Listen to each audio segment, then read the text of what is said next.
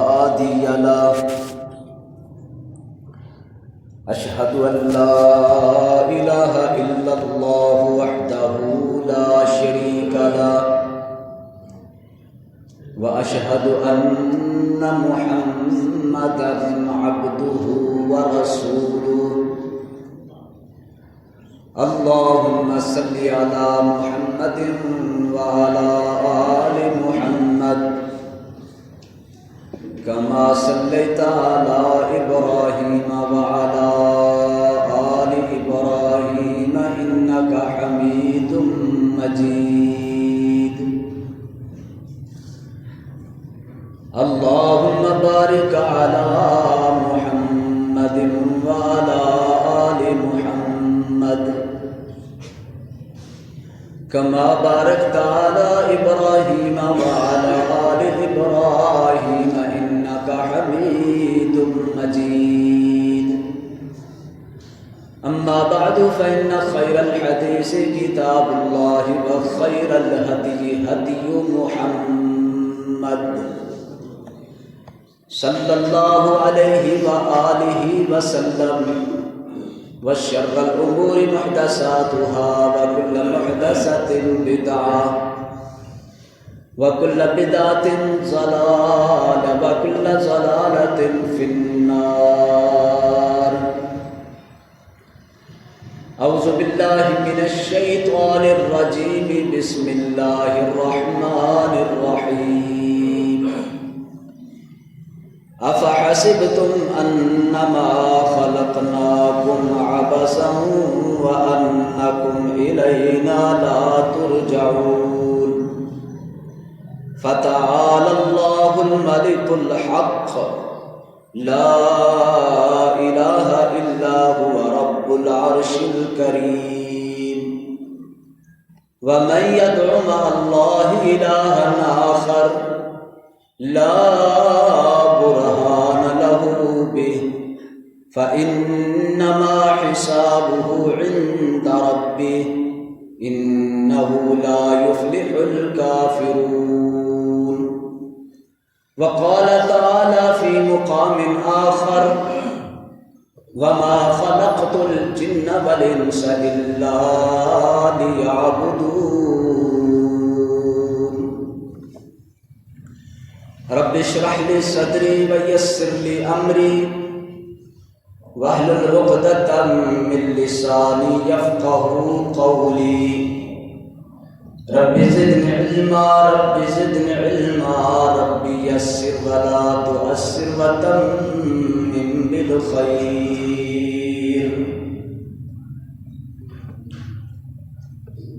ہر قسم کی حمد و ثنا اللہ وحدہ لا شریک کے لیے ہے. انگنت بے شمار درود و سلام اللہ کے آخری نبی جناب محمد رسول اللہ صلی اللہ علیہ وآلہ وسلم پر.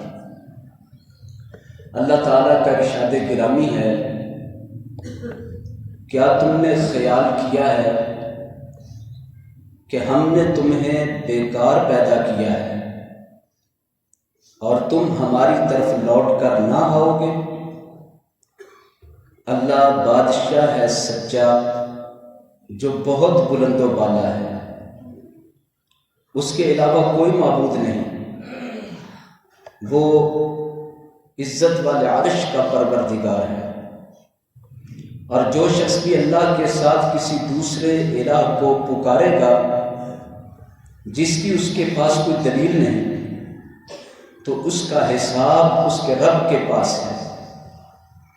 بے شک کافر کامیاب نہیں ہو سکتے. دوسرے مقام پر اللہ تعالیٰ نے فرمایا جن اور انسان کو پیدا کرنے کا مقصد عبادت ہے. حضرات گرامی، انسان کی زندگی امانت ہے، اللہ کی طرف سے دی ہوئی امانت ہے. انسان پیدا ہوا تو اس کی مرضی نہیں تھی، جب فوت ہوگا تو اس سے مرضی نہیں پوچھی جائے گی. یہ زندگی یہ حیات اللہ تعالیٰ نے پیدا فرمائی ہے، اور اس نے یہ کام کوئی بغیر مقصد کے نہیں کیا۔ جس چیز کو بھی اس نے پیدا فرمایا ایک مقصد کے تحت پیدا فرمایا، اس لیے کہ اللہ تعالیٰ بہت بڑی ذات ہے، بہت بلند و بالا ذات ہے، اس کی شان کے لائق نہیں کہ وہ بیکار، بے مقصد یا فضول کام کرتے ہیں۔ اللہ تعالیٰ کوئی فضول بات، کوئی فضول کام نعوذ باللہ نہیں کرتا۔ اللہ تعالیٰ کے ہر جملے میں، ہر بات میں، ہر کام میں حکمت ہی حکمت بھری ہوئی ہے۔ لہذا اتنی بڑی کائنات کا بنانا، زمین و آسمان کا بنانا، دریا، سمندر، پہاڑ، ندی، نالے، درخت، جنگلات کا پیدا کرنا، پھر بے شمار مخلوقات کا پیدا کرنا، یہ اللہ تعالیٰ کی حکمت کے ساتھ ہے۔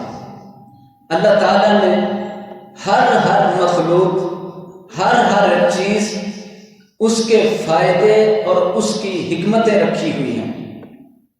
لہذا انسان کو سمجھایا گیا کہ وہ یہ نہ سمجھے کہ اسے بغیر کسی مقصد کے پیدا کر دیا گیا ہے، ایسے ہی پیدا کر دیا ہے، کوئی اس کو کام نہیں، کوئی اس کا مقصد نہیں، کوئی اس کا مشن نہیں، کوئی اس کی ذمہ داری نہیں، جو چاہے کرے، جو چاہے بنائے، جو چاہے اختیار کر لے۔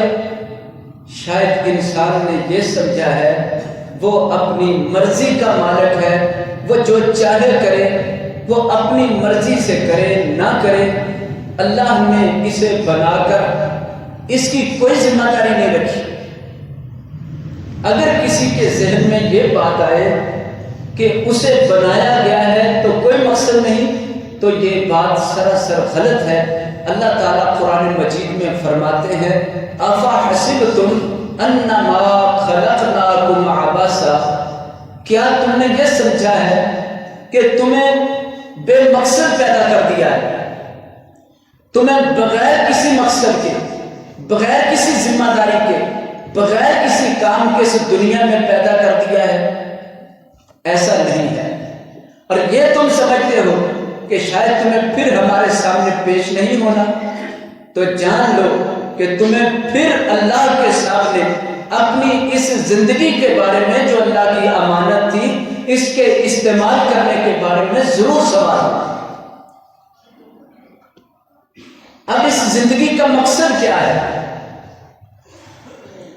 جب ہر چیز کا مقصد ہے تو پھر انسان کا کیا مقصد ہے؟ اس کی زندگی کا کیا مقصد ہے؟ انسان خود اپنا مقصد تلاش نہیں کر سکتا، اپنی ذمہ داریاں نہیں جان سکتا۔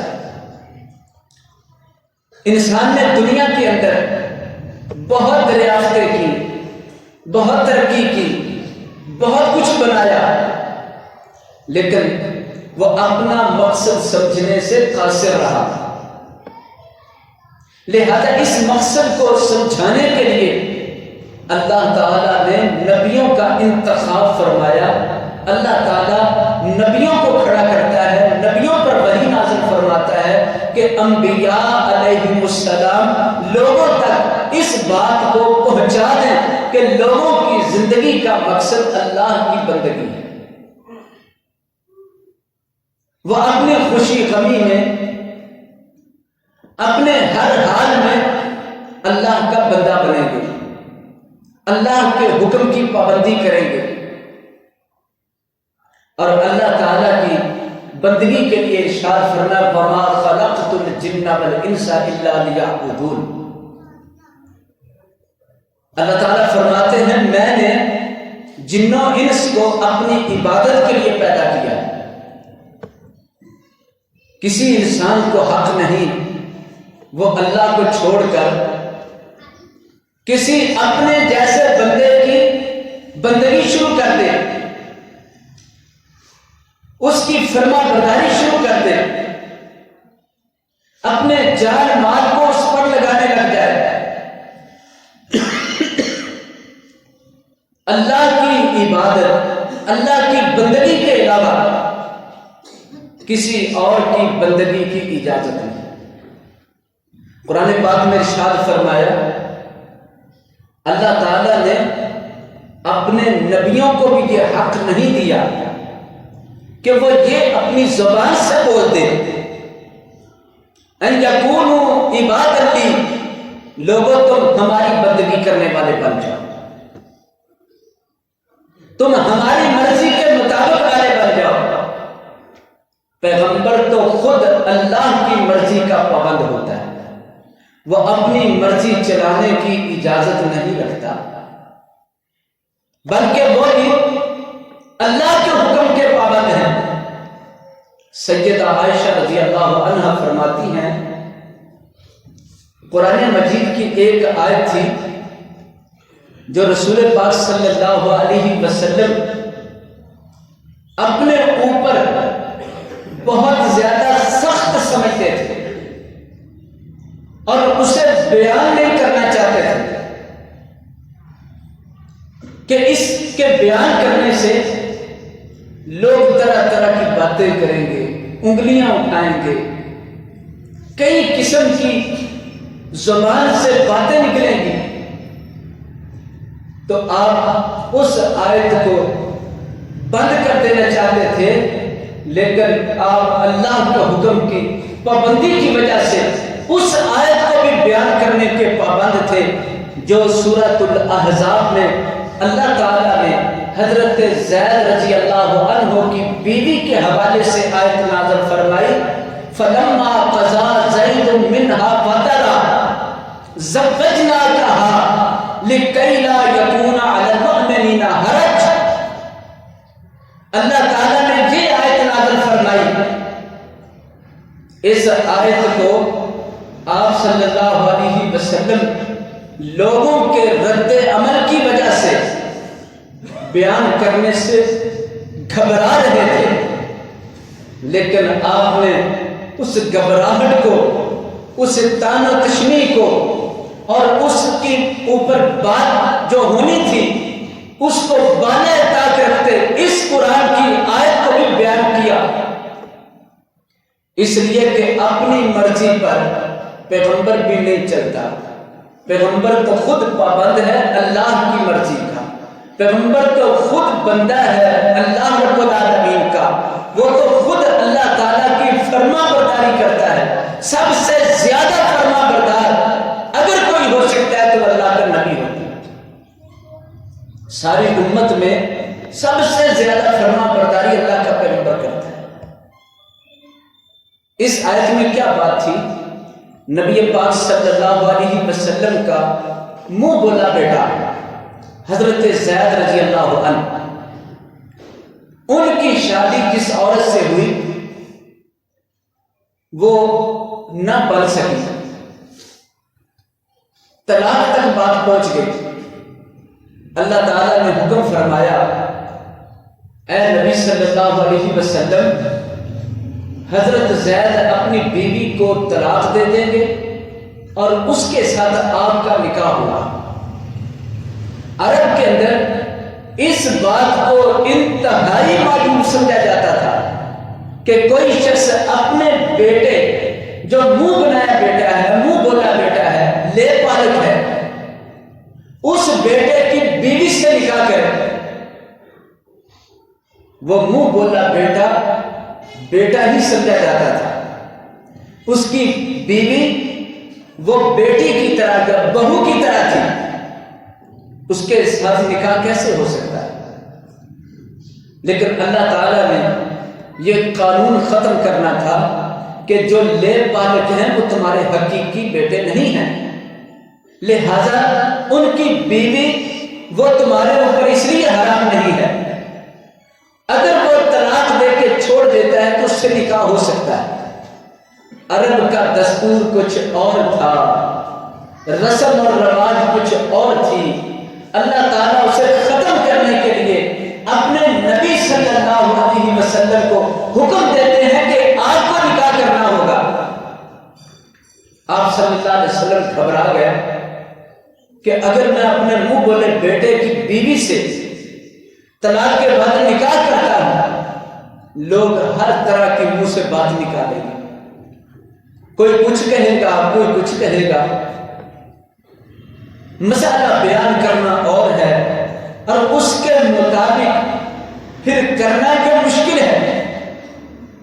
اللہ تعالیٰ کا حکم تھا، سیدہ عائشہ فرماتی آپ صلی اللہ علیہ وسلم اگر قرآن میں سے کچھ چھپا دینا چاہتے تو اس آیت کو آپ چھپا جاتے، لیکن آپ صلی اللہ علیہ وسلم نے قرآن پاک کے ایک حرف کو یا ایک لفظ کو بھی نہیں چھپایا، جو اللہ کی طرف سے آیا وہ سب کا سب لوگوں کے سامنے بیان کر دیا۔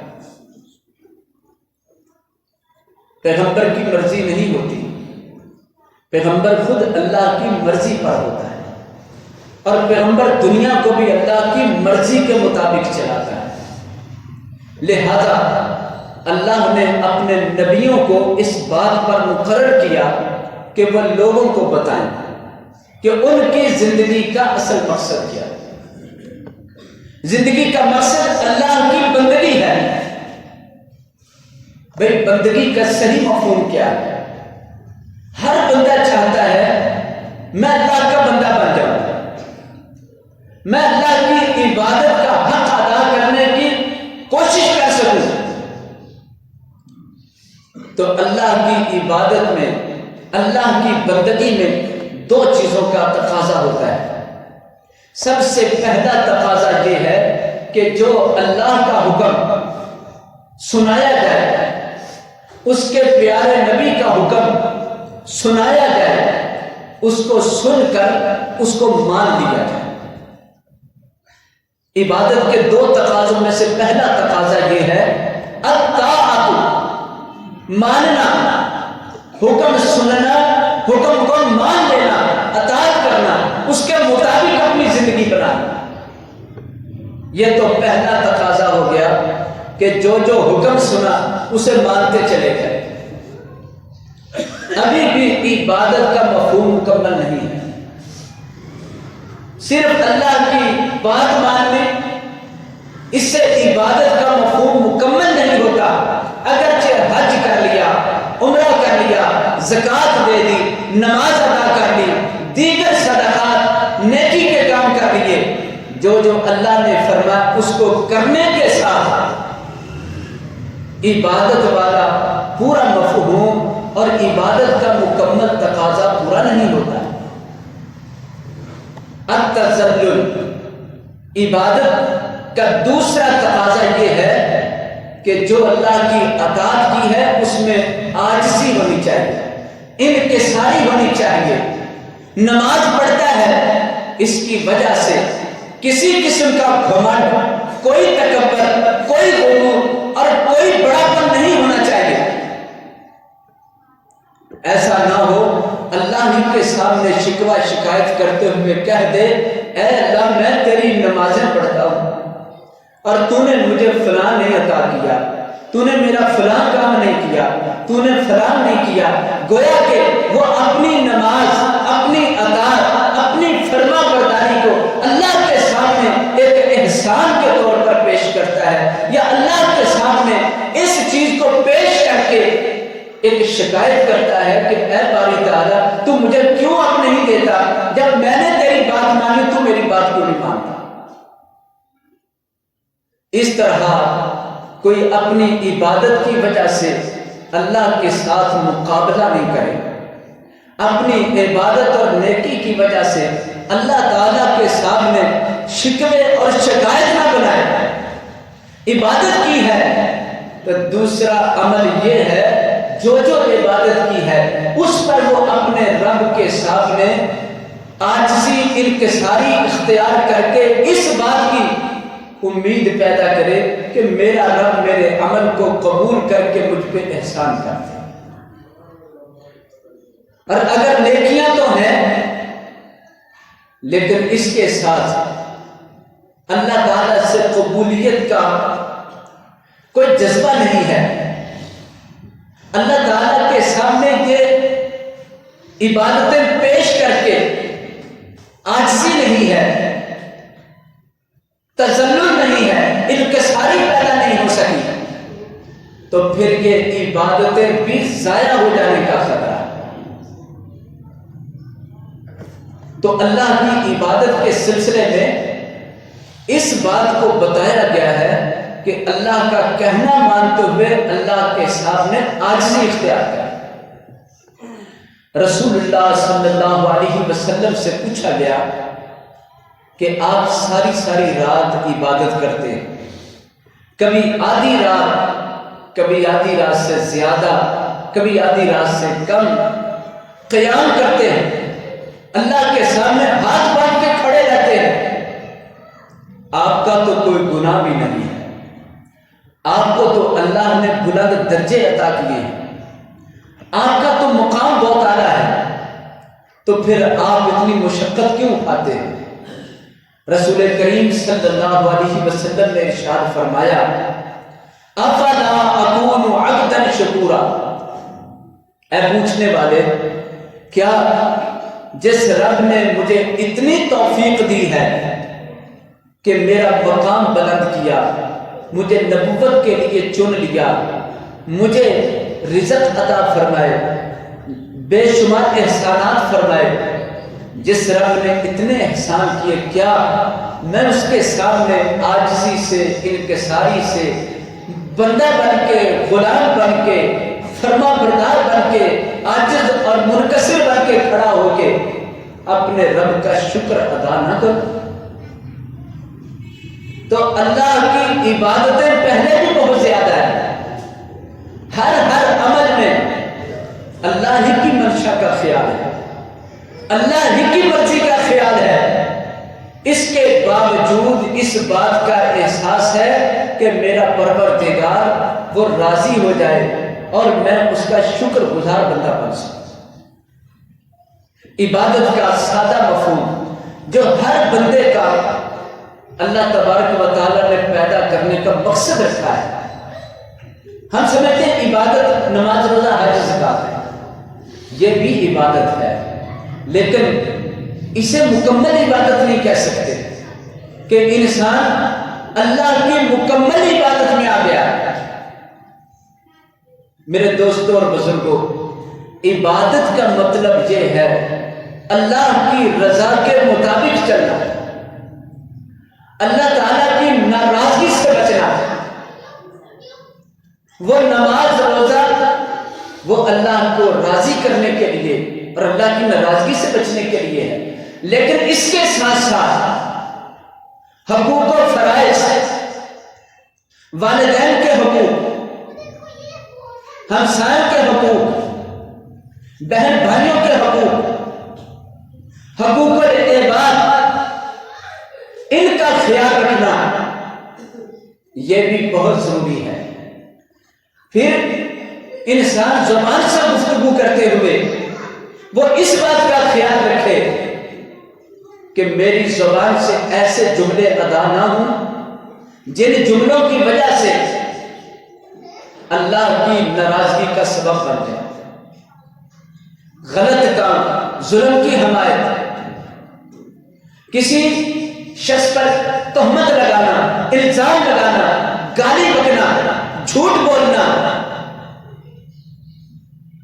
और एक तो वो अल्फाज हैं जो किसी के लिए कोई बड़ा फैसला या बड़ा नुकसान का बायस नहीं होते, सिर्फ अपनी हद तक इंसान बोल लेता है, लेकिन बाज अल्फाज, बाज बातें ऐसी होती हैं जिनकी बुनियाद पर कई लोगों का नुकसान हो जाता है, किसी की इज्जत खराब की जाती है, किसी के साथ जुल्म कर दिया जाता है, किसी बेकसूर को कसूरवार बना दिया जाता है।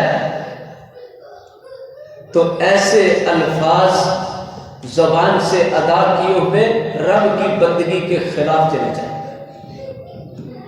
रब के बंदों को क्या फरमाया गया? या अय्युहल्लज़ीना आमनुत्तकुल्लाह वक़ूलू क़ौलन सदीदा, ऐ ईमान वालों, अल्लाह से डर के बात करो और बात बिल्कुल सही और सीधी करो। सीधी बात करने का हुक्म दिया। اے اللہ ہم سیدھی بات کریں گے، صحیح بات کریں گے، اچھے کو اچھا برے کو برا سمجھیں گے، اپنی زبان سے ہم صحیح فیصلے کریں گے تو کیا ملے گا؟ اللہ تعالیٰ نے 2 فائدے بیان فرمائے۔ یصلح لکم اعمالکم، اللہ تمہارے عمل ٹھیک کر دے گا۔ بات ٹھیک کرنے سے عمل ٹھیک ہوتا ہے، بات غلط کرنے سے اثر عمل پر پڑتا ہے، عمل بھی غلط ہو جاتے ہیں۔ لہذا فرمایا زبان سے بات ٹھیک کرو، اللہ سے ڈر کے بات کرو۔ یصلح لکم اعمالکم، اللہ تمہارے عمل ٹھیک کر دے گا۔ وَيَغْفِرْ لَكُمْ ذُنُوبَكُمْ، دوسرا فائدہ اس سے بھی بڑھ کر ہے، فرمایا تم اپنی زبان سے اللہ سے ڈر کے بات کرو گے تو دیکھنا اللہ اسی کی برکت سے تمہارے گناہوں کو بخش دے گا۔ انسان بندہ ہے، اپنے رب کا، اپنے مالک کا بندہ ہے۔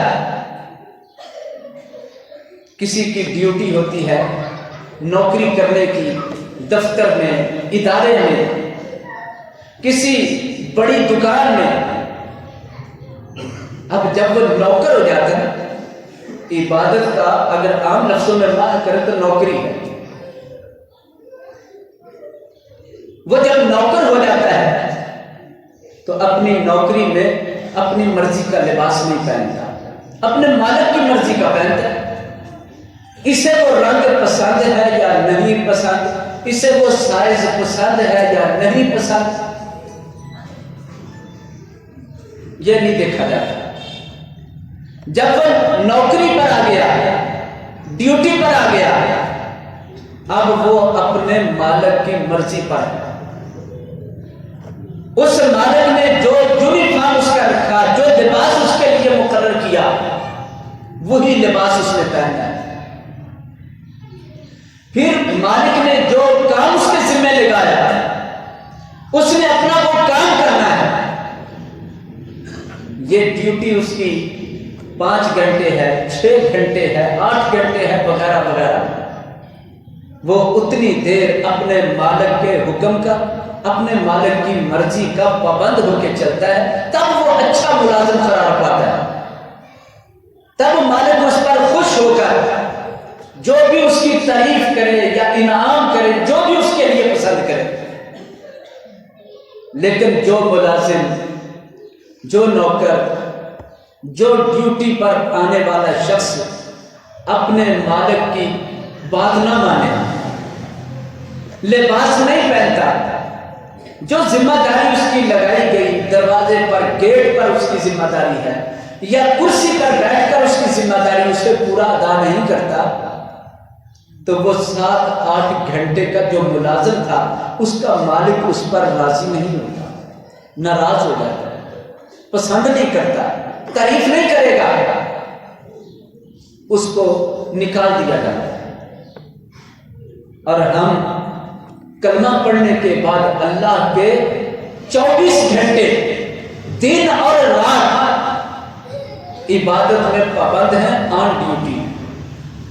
ہم اپنی زبان سے وہ بات کریں گے جو ہمارے مالک کو پسند ہے، ہم وہ کام کریں گے، اور کئی کام اس نے فرض قرار دے دیے، لازمی قرار دیے کہ تمہیں میرا بندہ ہونے کی وجہ سے 5 وقت میرے گھر میں حاضر ہونا ہوگا۔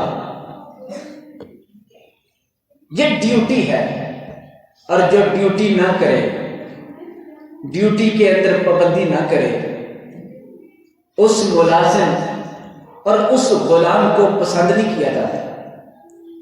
ایک عام سا بندہ ایک چھوٹی سی فیکٹری کا مالک نہیں پسند کرتا، اتنی بڑی کائنات کا مالک، سارے جہانوں کا مالک، سارے مخلوقات کا مالک، جو ہماری جان کا بھی مالک ہے، جسم کا بھی مالک ہے، مال کا بھی مالک ہے، ایک ایک سانس کا مالک ہے، وہ کس طرح پسند کرے؟ ایک عام بندہ نہیں پسند کرتا۔ اللہ تعالیٰ نے ہمیں کچھ ڈیوٹیاں دے دی ہیں، ہم 24 گھنٹے اللہ کی بندگی کے لیے پیدا کیے گئے ہیں۔ ہم تو اتنی بھی مرضی نہیں رکھتے کہ ہم اپنی مرضی سے کسی سے محبت رکھیں، کسی سے نفرت رکھیں، اپنی مرضی سے کسی کو عطا کریں اور کسی کو عطا نہ کریں۔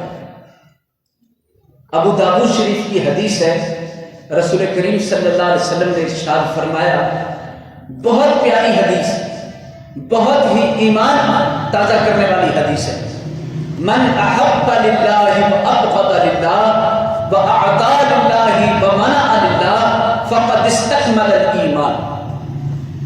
جس شخص نے کسی سے محبت، دوستی، تعلق رکھا تو اللہ کے لیے۔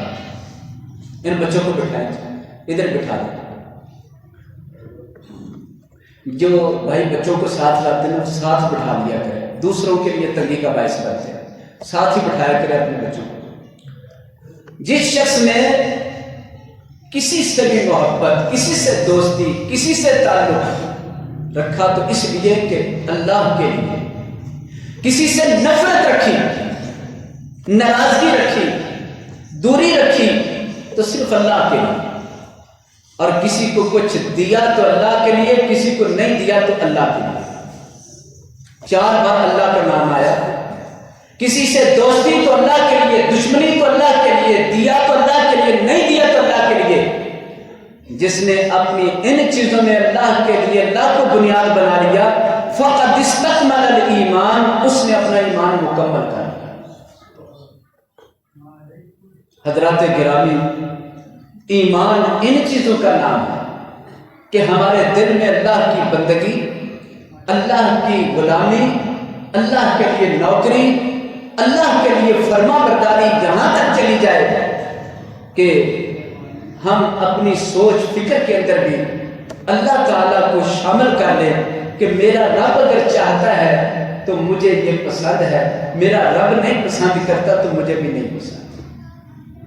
اللہ سے دعا ہے اللہ تعالیٰ قرآن و سنت کے مطابق عمل کی توفیق عطا فرمائے اور ہمیں اپنے پروردگار کی بندگی کا صحیح سلیقہ عطا فرمائے کہ ہم ہر وقت اسی کا خیال رکھیں، اسی کو بنیاد رکھیں، اسے ہی اپنی محبتوں کا محور و مرکز رکھیں، اسے ہی اپنے فیصلوں کے لیے سب سے بڑی ہستی جان کے رکھیں اور اسی کی نگرانی کو قبول کریں، کیونکہ ایک دن اسی کے سامنے پیش ہونا ہے۔ انسان اور جن ان کے بنانے کا، ان کے پیدا کرنے کا مقصد ہی اللہ نے اپنی فرما برداری اپنے سامنے عاجزی کرنے کے لیے رکھا ہے، بندگی اور عبادت رکھا ہے۔ عبادت کی ڈیوٹی 24 گھنٹے ہے کہ وہ اللہ کی مرضی کو دیکھے گا، اللہ کی مرضی اور اپنے مالک کی مرضی کے خلاف نہیں چلے گا۔ اللہ تعالیٰ توفیق عطا فرمائے۔ صلی اللہ تعالی علی النبی۔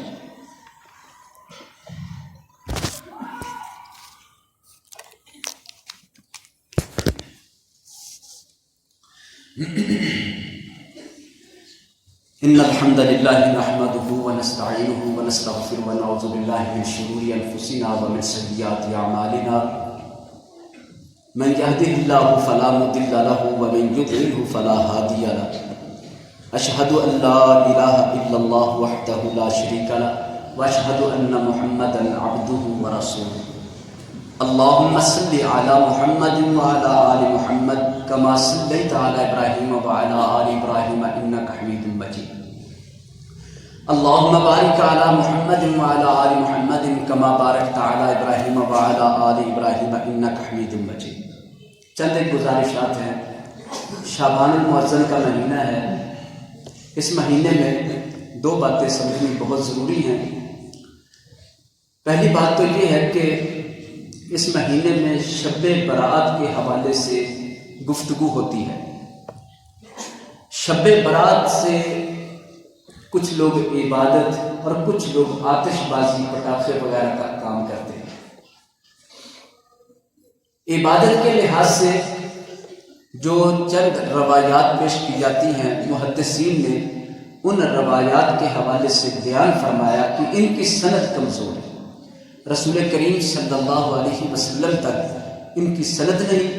دین اسلام میں بغیر سند کے یا ضعیف سند کے ساتھ جو بات ہوتی ہے وہ دین میں قبول نہیں کی جاتی، محدثین کرام نے اسے قبول نہیں فرمایا۔ ہمارے دین کا ہر مسئلہ ٹھوس ہے، قرآن و حدیث صحیح، اس کے فیصلے وہ اللہ تعالیٰ کی طرف سے پکے اور پختہ ہیں۔ پچھلے ادیان میں خرابی کی وجہ یہ بنی کہ لوگ بغیر سند کے، بغیر کسی دلیل کے، بغیر کسی ثبوت کے دین میں باتیں شامل کرتے ہیں۔ لہذا پچھلے ادیان عیسائیت، یہودیت، ان کے پاس اصل وجود نہ رہی، لیکن اللہ تعالیٰ نے اسلام کو قیامت تک رکھنا ہے، یہ آخری دین ہے، مطلب قرآن پاک آخری کتاب ہے اور ہمارے نبی صلی اللہ علیہ وسلم آخری نبی ہے، اسی تعلیم کو قیامت تک باقی رکھنا ہے۔ اس لیے اللہ تعالیٰ نے قرآن مجید کی حفاظت کا ذمہ لیا۔ نبی پاک صلی اللہ علیہ وسلم کی احادیث صحیح اور جو بغیر سند کی، ان کو الگ الگ کرنے کے لیے اپنے نیک بندے چن لیے۔ یہی وجہ ہے کہ اسلام کا ترہ امتیاز ہے، اس میں صرف صحیح روایات کو لے کر دین کی حفاظت کر دی گئی ہے، اور جتنی بھی روایات بغیر کسی سند کے ہیں ان کو الگ کر دیا گیا ہے کہ ان کا دین کے ساتھ تعلق نہیں۔ شب رات کے حوالے سے محققین و علماء کرام نے اس بات کو بیان کیا ہے، آخری جو فیصلہ ان کا فتویٰ وہ میں بیان کرتا ہوں تحفۃ الاحوذی میں، کہ عبادت کے حوالے سے اور روزہ رکھنے کے حوالے سے، رات کی عبادت اور دن کا روزہ کسی بھی ضعیف ترین حدیث میں بھی بیان نہیں کیا گیا۔ رات کی عبادت اور اس کے دن کا روزہ یہ کسی بھی صحیح روایت کے اندر موجود نہیں ہے، حتیٰ کہ کسی ایسی روایت میں جس کی سند ہلکی کمزور ہو اس میں بھی نہیں، بلکہ ایسی باتیں زیادہ تر من گڑھ ہیں۔ لہذا یہ عبادت یا صبح کا روزہ یہ شب رات کے حوالے سے صحیح سند کے ساتھ موجود نہیں۔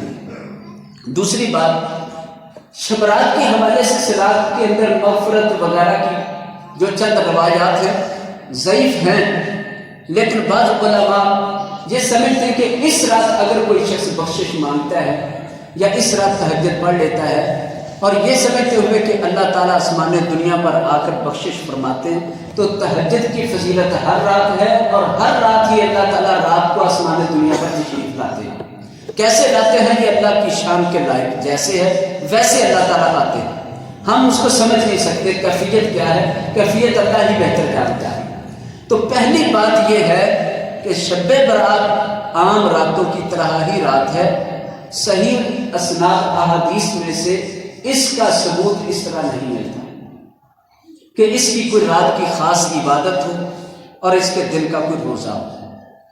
بہت سارے لوگوں نے بڑے بڑے پمفلٹ وغیرہ تقسیم کر دیتے ہیں کہ صلاۃ الخیر پڑھو، صلاۃ الالف پڑھو، صلاۃ الفلاح، کتنی نمازوں کے نام بنائے، ان کی فضیلتیں اور اتنے سارے ثواب بنائے ہیں۔ جب نبی پاک صلی اللہ علیہ وسلم نے ایسا نہیں بتایا تو کوئی اور بتائے گا تو وہ دین کے اندر اضافہ کر کے، دین کے اندر اس طرح بڑھوتگی کر کے وہ دین کی خدمت نہیں بلکہ دین کو خراب کرے۔ سب سے زیادہ اجر و ثواب بتانے والے وہ رسول اللہ صلی اللہ علیہ وسلم۔ دوسری بات آتش بازی ہے۔ سب سے پہلے میں والدین سے گزارش کروں گا کہ وہ اس بات کے ذمہ دار ہیں کہ اپنے بچوں کی ذہن سازی کر لیں۔ والدین ذمہ دار ہیں اولاد کے حوالے سے، والدین سے بھی اپنی اولاد کے متعلق سوال کیا جانا ہے۔ رزق میں سے ایک رزق اولاد بھی ہے کہ اللہ نے جو کچھ عطا کیا اسے رزق کہتے ہیں، اور سب سے قیمتی رزق تو اولاد ہے۔ ان کی ذہن سازی کر لیں، ان کو بچا لیں۔ یہ چھوٹے چھوٹے بچے جو پٹاخے سڑکوں میں پھینکتے ہیں، لوگوں کے درمیان پھینکتے ہیں، اور یہ سب کچھ چل رہا ہے، والدین اپنی ذمہ داری ادا کریں اور اپنے بچوں کو اس کام سے روکیں۔ بچے تو بچے ہیں، بڑوں کی ذمہ داری ہے غلط کام سے روکیں، جہاں تک ہو سکتا منع کریں۔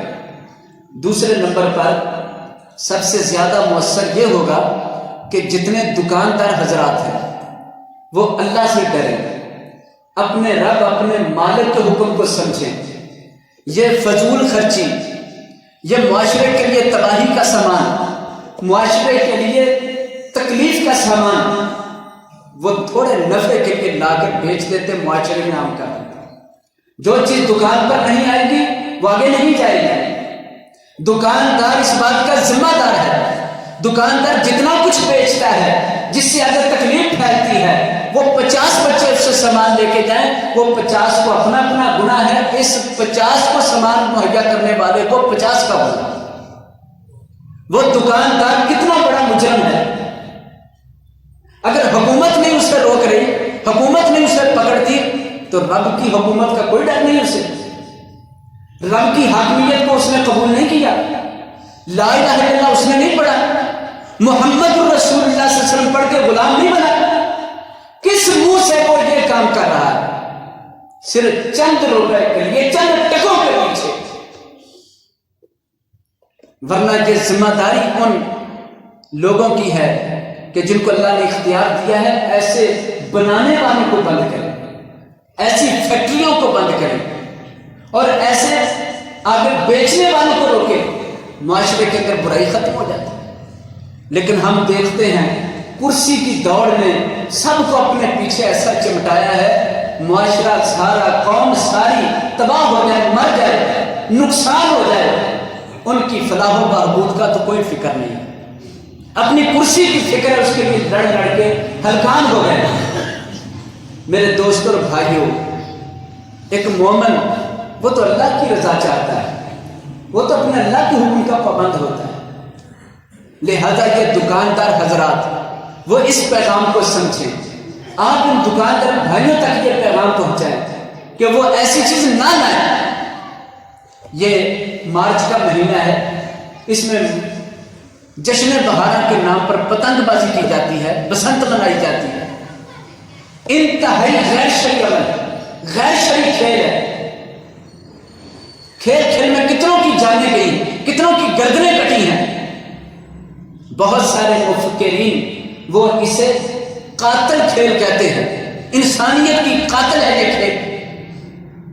بچے چھتوں سے گرتے ہیں، ماؤں کی بات نہیں مانتے، والدین کی بات نہیں مانتے، اور وہ چھتوں پر چڑھ کر یہ پتنگ کرتے ہیں۔ کوئی پتنگ پکڑتے ہوئے کسی شے کے نیچے آ جاتا ہے، منہ اٹھا کے بھاگتے جاتے۔ رسول اللہ صلی اللہ علیہ وسلم کے دور میں پتنگ نہیں تھی، کبوتر بازی تھی۔ آج کل بھی کئی لوگ کبوتر اڑاتے ہیں۔ آپ صلی اللہ علیہ وسلم نے ایک شخص کو دیکھا، وہ بھاگا جا رہا منہ اوپر کو اٹھا کے۔ آپ نے دیکھا اوپر کیا شے ہے، کیونکہ بندہ جدھر چلتا منہ تو ادھر ہوتا ہے، اس کا منہ اوپر ہے اور بھاگا جا رہا ہے۔ آپ نے اوپر دیکھا تو دیکھا کہ اوپر ایک کبوتر ہے یا کبوتری ہے۔ آپ صلی اللہ علیہ وسلم فرمایا شیطان شیطان کے پیچھے۔ یہ الفاظ کتنے سخت ہیں۔ یہ شیطان ہے اور یہ جس طرح منہ اٹھا کے بھاگ رہا ہے، تو کیا پتنگ پکڑنے والے اس طرح نہیں بھاگتے؟ پتنگ اڑانے والا جو کچھ کرتا ہے گرتا ہے نیچے، دوسری تیسری منزل سے گرتا ہے۔ کیا ان کا حال بالکل یہ نہیں کہ منہ کدھر ہے اور جا کدھر کو رہا ہوتا ہے؟ جو چیزیں نقصان دہ ہیں ان کے گناہ کے اندر دکاندار شامل ہے، تاجر شامل ہے۔ سگریٹ بیچنے والے بڑے شوق سے بیچتے ہیں۔ میرے بھائی، جمعے کے دن ہم دین سیکھنے آتے ہیں، اخلاقیات سیکھنے آتے ہیں۔ جمعے پڑھتے جانا اور ان چیزوں کو اپنے رب کی مرضی کے مطابق نہیں کرنا بڑا نقصان ہے۔ یہ نقصان تب معلوم ہوگا جب دنیا سے آنکھ بند ہوگی، موت کا فرشتہ سینے پر آ بیٹھے گا، ادھر سے سانس بند ہوگی، وہ سارے جو پردے تھے کھل جائیں گے، پھر کہے گا ہائے افسوس کوئی مجھے بتانے والا نہیں تھا، ہائے افسوس بتانے والے نے بتایا، میں ماننے والا نہیں تھا، میں معمولی سمجھتا رہا۔ یہ سگریٹ بیچنے والے کتنا بڑا جرم کرتے ہیں۔ سگریٹ کی ڈبی پر لکھا ہے لوگ مولویوں کی باتوں پر تو نہیں یقین کرتے کہ فتویٰ لگا دیں گے، یہ فتویٰ ہے، حرام حلال پوچھنے لگ جاتے ہیں۔ میرے بھائیوں کو فتویٰ کمپنی خود لکھتی ہے، کوئی ڈاکٹر نہیں کہہ سکتا کہ آپ اسے استعمال کیا کرو، کوئی نہیں کہہ سکتا، ایسا پکا فتویٰ ہے۔ ایک کینسر نہیں، کئی قسم کے کینسر کا باعث سگریٹ ہے، اس کے باوجود دکاندار بیچنے والا بھی کلمہ پڑھتا ہے، پینے والے کو دیتا ہے وہ بھی کلمہ پڑھنے والا ہے۔ یہ امتی کا دشمن ہے۔ یہ کس طرح پیارے نبی کی امت کا ہمدرد ہو سکتا ہے یا نبی پاک کی امت کے لیے خیر خواہ ہو سکتا ہے؟ ہمیں تو حکم دیا گیا ہے پیارے نبی کی امت کی خدمت کرنا، نبی کی امت کی خدمت کر کے ان کو راضی کر کے جنت کمانا ہے۔ یہ انتہائی نقصان دہ چیزیں، ان سے تھوڑے تھوڑے پیسے کما کر لوگ سمجھتے ہیں ہم نے محل بنا لینا۔ ملنا وہ ہے جو نصیب میں ہے، اور نصیب انسان کے لیے کوشش کر کے حلال حاصل کرنے کی کوشش کرنے کا حکم ہے کہ آپ حلال ذرائع سے حاصل کرو۔ میرے دوستوں اور بھائی، سب سے پہلی ذمہ داری والدین کی ہے، وہ ان پٹاخوں سے اور ان آتش بازی کے سامان سے اللہ سے معافی مانگے، وہ یہ چیزیں نہ لینے دیں۔ اپنے بچوں کو سمجھائیں، یہی سمجھانے والی چیز ہے کہ ہم اللہ کے بندے ہیں، ہم شیطان والے نہیں، کیونکہ قرآن فرماتا ہے سورہ بنی اسرائیل میں فضول خرچی نہ کرو۔ فضول خرچی کرنے والے شیطان کے بھائی ہیں۔ ان المبذرین کانوا اخوان الشیاطین۔ یہ جملہ ہی سن لیا جائے تو میرا خیال ہے رب کا جملہ بڑا وزنی ہے، اللہ کا فتویٰ بڑا پکا ہے۔ فضول خرچی کرنے والے شیطان کے بھائی، کن کا بھائی بنایا جا رہا ہے؟ شیطان کے ساتھ ان کو برادر بنایا جا رہا ہے، اور وہ بندہ کہ میں مسلمان ہوں، میں بڑا پکا ہوں۔ یہ فضول خرچی اپنے اولادوں میں بند کرنی ہوگی، اور پھر جو اس چیز کو لا کر بیچتے ہیں وہ اللہ سے ڈر جائیں، معاشرے کی بددعائیں نہ لیں، بوڑھوں کی بددعائیں نہ لیں، بیماروں کی بددعائیں نہ لیں، ہمسایوں کی بددعائیں نہ لیں، وہ نمازیوں کی بددعائیں نہ لیں، عورتوں کی بددعائیں نہ لیں۔ بددعائیں ملتی ہیں جب یہ لوگ ایسی حرکتیں کرتے ہیں، تو بددعاؤں کا اثر بڑی دور تک جاتا ہے۔